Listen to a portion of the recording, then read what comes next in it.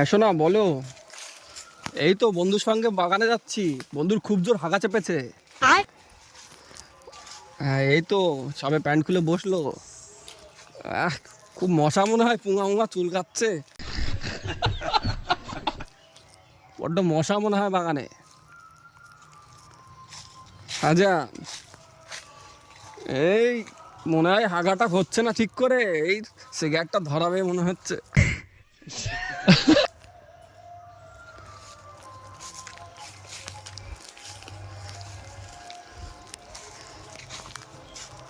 হ্যাঁ এই তো গুটা এবার ক্লিয়ার হবে।